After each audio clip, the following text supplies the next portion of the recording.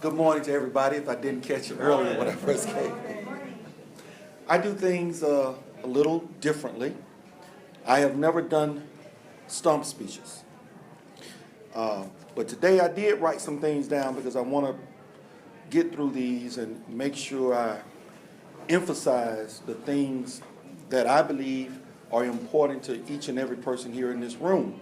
And I want you to really think about the things that I'm going to say, and then we're going to just have an open discussion. You can grill me. You can ask me whatever it is you want to ask, and I'll answer your questions. I don't do like most politicians. I engage, and if any of you are familiar with me in social media, I'm constantly engaging to the point of some people being upset, and I'll explain that to you momentarily. But first, I want to ask you two questions. Is it okay if we don't believe exactly the same thing? That's okay, right? Okay, good. Is it okay with you, with that understanding that we may disagree on some issues? Is it okay with you if I just simply obey 100% of the Constitution? Yes. Okay. So at the end of the day, what I'm saying to you is this. There will be some times where you won't like what I say. And I answer questions, and I tell people what it is I think about it, whether it is my opinion, whether it is a fact, or whether I just don't know. And you might not like it. But don't get mad and take your ball and go home and say, I'm not supporting Grayson because he does not believe like I believe. The only thing that is important is whether or not I am going to obey 100% of the Constitution 100% of the time. That's all that matters. And I'll explain why that is so important momentarily. Tell me what is important to you. Is liberty important to you? Limited government? Freedom? The conservative ideals that the Republican Party was founded upon? Those things are still important to you.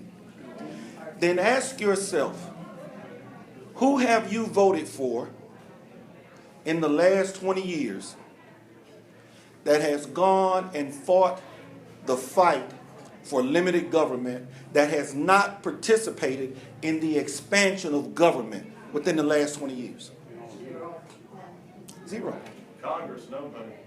Nobody is doing it because when they go, they become like the room.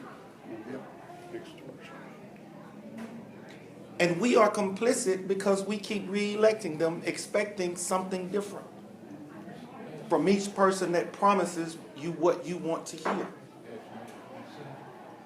Now, raise your hands if you've never heard of me before today. Never, yesterday, or no, 4 or 5 days ago, when I got the announcement from Brand. Okay. Before that, I never heard it. I ran in 2014. I heard this hearing. Senate. U.S. Senate. But you didn't know about it because we have a problem. And it's called the Royals, the 1%, mainstream media, the GOP establishment. I was in half a dozen debates. Now I'm going to explain to you this Trump appeal that you're hearing about. And I'm not a supporter of Trump. I'm pleased what Trump has done because he has changed the room. But I've never even heard the word Constitution come out of his mouth. And that's what's important to me. The reason our country is in the shape that it is in today is because people continually violate the Constitution. Amen. Yes. Okay? The Constitution was put in place to guarantee limited government, maximum freedom, maximum liberty, and that everyone is given the opportunity and equal access to pursue their dreams, to pursue happiness. But that is infringed upon day by day by day by day. And every time an election cycle comes around, people engage in pandering, telling you what's important to them so that you will re-elect them once again. That's how we get career politicians. Now, getting back to Trump appeal. In the last debate, in the last election cycle, I tapped into that in every debate.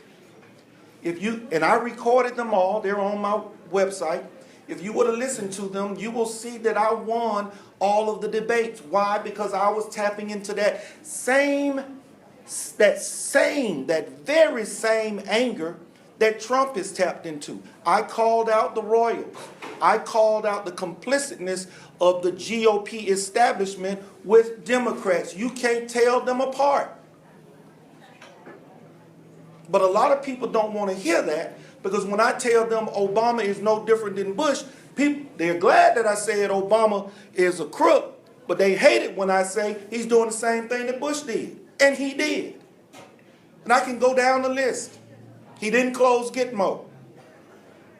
He toppled the regime just like Bush did. Bush toppled Saddam.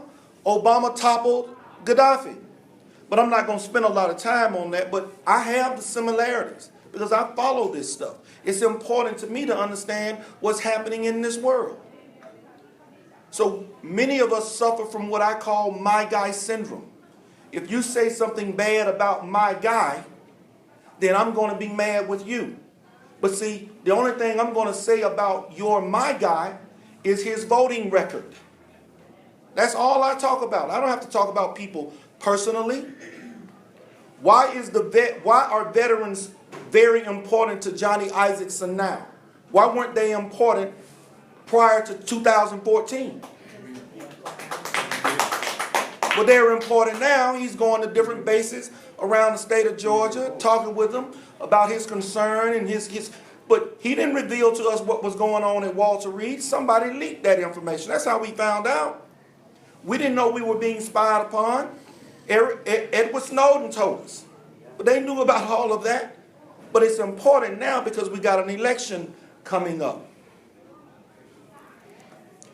Trump appeal. In those debates that I was in, the very second one, the media decided to do an online poll. Who won the debate? Derrick Grayson won the debate. That's what the online poll brought back. That was the end of any inclusion for me in the media. That's why those of you who raised your hands, you didn't know who I was. Because they didn't tell you. They didn't want you to know. They didn't want you to wake up.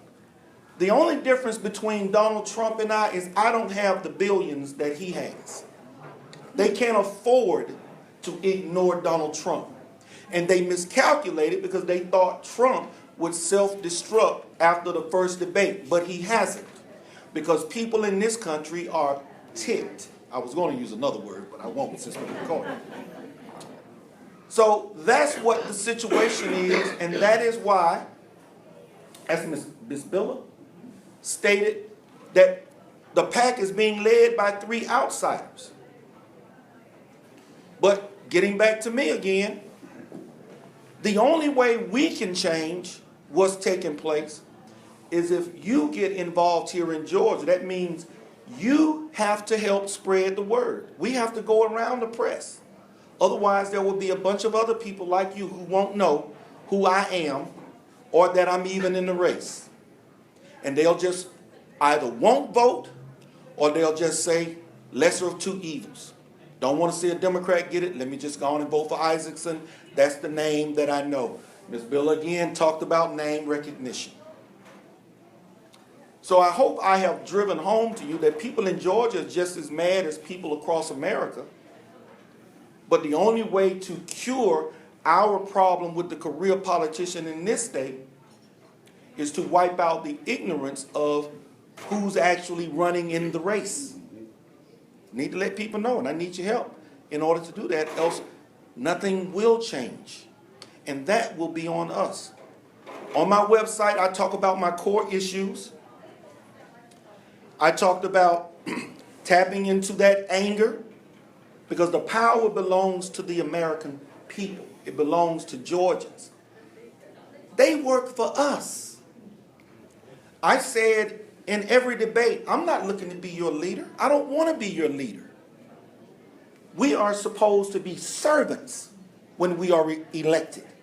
That's called representative form of government. You hire people with your voice, your ballot, to go to D.C. or local or state government to represent your will. That's why they have we the people. Not the royals or the 1%.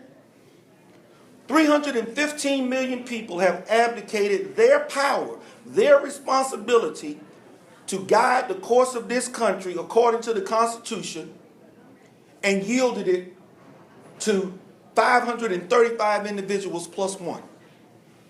And then you got another 9 that rubber stamp everything that they do. Amen. That's on us. And only we can change it. I talked about no amnesty. We don't have to build a big wall. All we need to do is turn off the faucet, the spigot. If there's nothing here for them, they'll go home on their own and they won't even bother to come. But big government makes money off of illegals. That's why they don't want to fix it. They just want to keep us divided over it and talking about it. I talked about care for the troops. You don't put people in harm's way and then they have to fight just to get the treatment that they need when they come back home, broken. And you don't use them as mercenaries. When I grew up, we weren't meddling in the Middle East like we are now. Why do you think they hate us? Because we are meddling in their business. The debt ceilings, I talked about that. I talked about Common Core here in Georgia. The 2 senators that we have are doing absolutely nothing to stop it. I don't want a politician telling me what's best for my child. Already in some places in this country, they want to start teaching our children about same-sex relationships and things of that nature. I'll just stop right there. But you got to keep up with this stuff. I talked about tax reform. And the last thing I'll say about that, the fair tax has been in Washington, D.C. since the 1990s. And the reason nothing has happened with it is because they don't want tax reform. The 1%,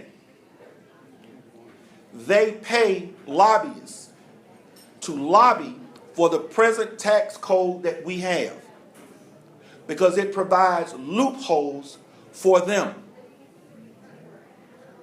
They don't want it to go away. If it were to go away, everybody in this country would become equal because we'd all have to bear the burden for our own choices, our own path in life. That's why they don't want the fair tax. That's why they don't want to get rid of the IRS. That is where their power lies.